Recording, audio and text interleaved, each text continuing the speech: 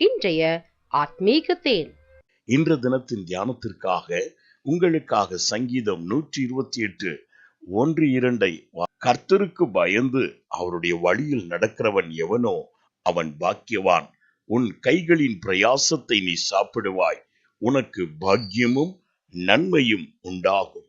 ஆம், தேவன் சகலவித நன்மையினாலும் பாக்கியத்தினாலும் உன் வாழ்க்கையை செழித்தோங்க பண்ணுவார்.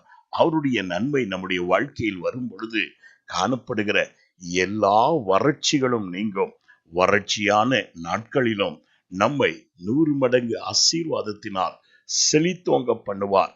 என் வேதம் சொல்லுகிறது, நீ கர்த்தருக்கு பயந்து அவருடைய வழிகளில் நடப்பாய் என்று சொன்னால் நீ மேல்கண்ட பாக்கியத்தை சுதந்திரித்துக் கொள்ளுகிறவனாய் இருப்பாய்.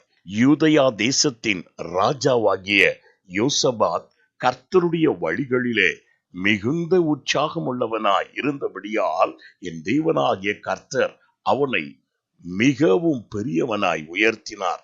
இன்றும் உன் கைகளின் பிரயாசத்தை அந்நியன் பறித்து கொள்ளாதபடி அதிலே நீ மகிழ்ந்து சுகிர்த்திருக்க வேண்டும் என்றால் நீயோ கர்த்தருக்கு பயப்படுகிறவனாயிரு. அவரே உன் கைகளின் பிரயாசத்தை ஆசீர்வதித்து அது நிமித்தம் உன் வாழ்வில் பாக்கியமும் நன்மையும் உண்டாகும்படி அனுகிரகம் செய்வார். நான் உங்களுக்காய் ஜெபிக்கட்டும்.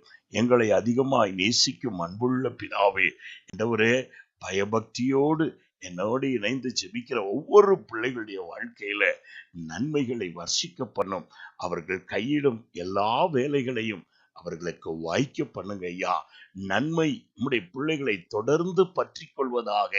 கர்த்தருக்கு பிரியமான வழிகள் என்ன என்பதை ஆராய்ந்து செயல்பட்டு நன்மைகளை சுதந்திரித்துக் கொள்ளட்டும். இயேசுவின் நாமத்தில் பிதாவே, ஆமென். God bless you.